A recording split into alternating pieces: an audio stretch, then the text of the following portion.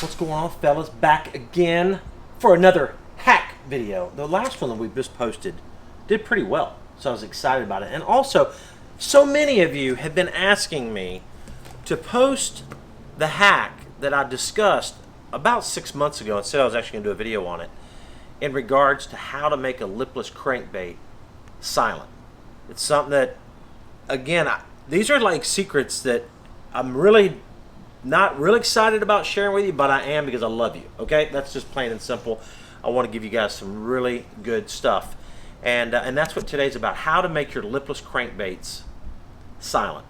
Lipless crankbaits, first of all, I catch a lot of fish on a lipless crankbait. Coming into the spring here soon, just around the corner, water temperatures are cold. Lipless crankbaits, they catch a lot of fish. And matter of fact, the very first tournament I ever won, FLW Series tournament, FLW Tour event, $100,000 tournament down Pascagoula River down in Mississippi. I won it on lipless crankbait. So, lipless crankbait, for all of y'all that might not know what a lipless crankbait is, obviously it is a crankbait without a lip on it. Yeah, how about that for an explanation? So, here this is just one of my boxes, okay? This is just one of my boxes of different lipless. I have probably 10 boxes full of every color, every size, different brands. And you probably wonder, like, well, don't you just throw only live target? Not actually, because I throw live target, and I have live target in here. I throw different lipless crankbaits depending on where I'm at, different lipless crankbaits depending on water temperature, all kind of things. I adjust all the time. And certain lakes like certain ones, and there's certain sounds that those fish react to better at certain times. So when the water temperatures are normal, right, your normal hot temperatures, a standard lipless crankbait like this one here makes a lot of noise, okay? That is just your standard lipless crankbait, rattling lipless crankbait. And that probably works 70% of the time. But in the winter, right, in the winter when the water's cold, sometimes people go to what I call a one knocker. This is what this is right here. This is a one knocker, and you can see the difference. It's a one knocking sound, like doom, doom, doom, doom. Okay, that one goes through the water column, and it's just a thud, thud, thud, thud. The rattling one, obviously, goes through, makes a lot of noise, okay? And again, there's times when that water temperature is cold or there's a lot of pressure in the air, you want something to sound a little different. So your two choices, basically, when you go to a store, is one that makes a lot of noise or a one knocker style. I'm going to show you how to make one silent. First of all, let me give you a quick little tip on lipless crankbaits. I've caught a lot of fish, again, on lipless crankbaits. My basic setup, day in and day out on a lipless crankbait, is a 7 to 7.3 rod. This is a favorite 7.3 rush. It's a heavy action rod. It's not real stiff, but I like it for around grass because I can rip that lipless and keep it clean. Very, very important. A 7.3 or 7 foot heavy action. A high-speed reel. I like a 7.3 or an 8-to-1. This is an 8-to-1 Shimano right here. Now line, for me, believe it or not, the size of the line is almost one of the most important things. Two reasons. Number one, it changes the way the bait sounds.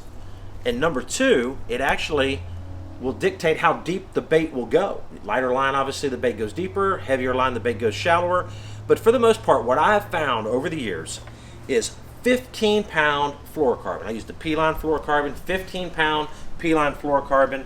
It gets that lipless crankbait down to that 3 and 4 foot depth.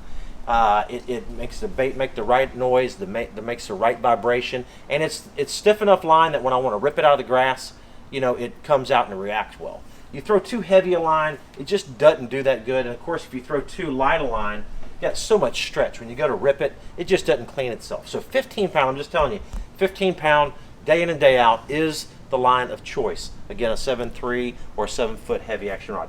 High-speed reel. But now let's get back to the hack, okay? Let's get back to the hack. The hack is how to make a lipless crankbait silent. Now there are a few companies as of late making some silent lipless crankbaits, but you may have one of your very favorite ones, right? You may have one of your very favorite brands that you say they don't make a silent one, and I want to make it silent. So let's take this one right here, for example. Now this is a Spro, believe it or not. It's a Spro, just like this one here, and here is the same bait. Here is the same exact bait right there. Okay? This one rattles. This one, silent, completely silent. And I'm going to show you how to do that. Now, one of the reasons I picked this clear one, no matter what brand that you want to make silent, because I even, right here, I have a Live Target one that I added a little bit and it changed the sound. It didn't make it completely silent because in one of the chambers I didn't put what I'm going to show you in. Listen, made it a one knocker. Isn't that cool? That's a very unique sound to a Live Target lipless crankbait. So I guess my point's basically this. You can make any of these silent and they can all be customized slightly. They're all going to do a little bit different. So let's get into it. So first of all, I'm going to take a clear one so I can see where the chambers are. You want to see where the chambers are, where these rattles are. You can see the rattles inside of this main part of the body of this lipless. It's right here, okay? And that's where those rattles are. And if it was a solid color one, you obviously wouldn't be able to tell where the chambers are because we're going to drill into this. So here's what you need. You need a lipless crankbait, and I'm taking the hooks off. Second thing you need is a Dremel, very simple. Dremel, that's all you need. And third, go back in the deck drawer here, get out the expandable foam. This is stuff you buy at a hardware store. It's what you put around your windows to seal gaps and cracks. This stuff is great, and it's expandable foam. It works really, really good. So basically what I'm going to do is, I'm taking the hooks off this lipless, okay? And I can tell where the beads are. And I'm going to drill 2 holes in this. You can see on this one here, I drilled a hole here, and I drilled a hole here. You need a hole for that expandable foam to exit out of. If you just drill one hole, it won't quite spread out everywhere, okay? So basically, take the Dremel. I'm going to take the Dremel, and I'm going to go, I like putting it right there by that little dot. You know, right there by that little shad mark.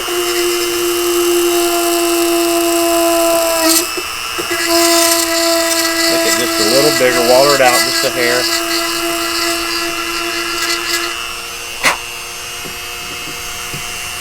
You basically want to get it where that can squirt in there, and that's the little straw for the expandable foam, okay? All right, I'm going to drill that out just a hair more.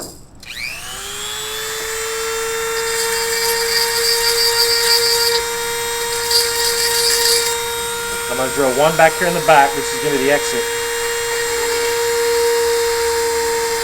That one can just be small. You don't need that one to be big at all. Done deal. Now, another thing that you can do to customize it, you can take the BBs out of here, which is going to lighten the bait up. So if you wanted a little bit lighter, 3/4 ounce body, by the way, this is a 3/4 ounce one. If you wanted a little bit lighter 3/4 ounce body lipless crankbait, I would shake the rattles out of there. But I'm going to leave them in there. I like the weight the way it is, so I'm going to leave the rattles in there because that foam's going to lock them up, so it's not going to make any noise. It's fine. So basically, that's what we've got. A main hole here, small exit hole here. Okay, this is where it gets fun. And a little messy at the same time.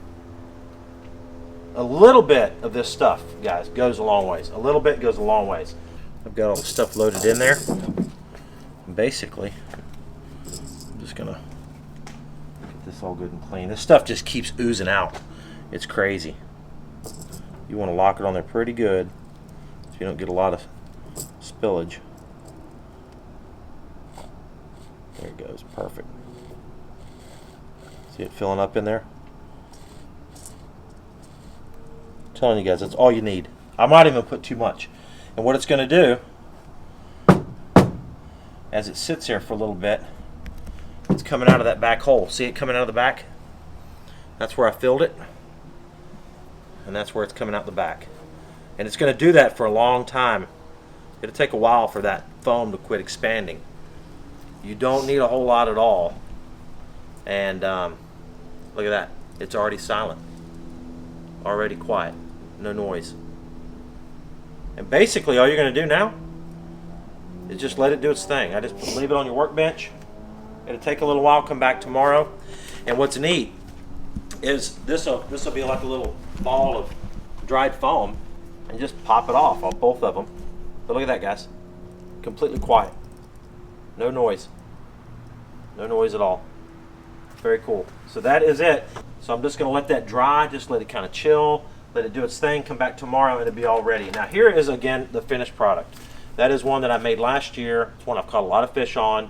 Again, I've played around with a lot of these in here. And one of the things that I did notice, it was really, really cool, is that it changed the way that these baits fell on slack line.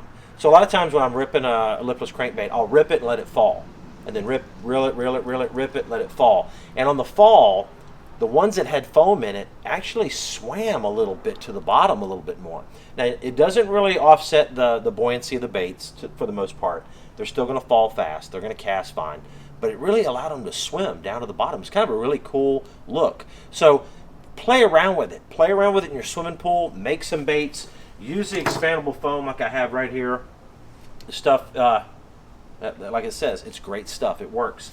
And you can play around with lots of things. You could even do jerk baits. You could do regular diving crankbaits. Lots of different things that you can do by just filling them up with expandable foam and go out and try them. And that'll give you a unique sounding bait, a unique action, and it's fun to do. So that's my hack, guys. How to make a lipless crankbait completely silent. So we'll have some more of these coming your way here soon. We're going to do several more of these hack videos. Thank you so much for subscribing to the channel. If you're new, if it's the first time you've watched one of my videos, smash the subscribe button.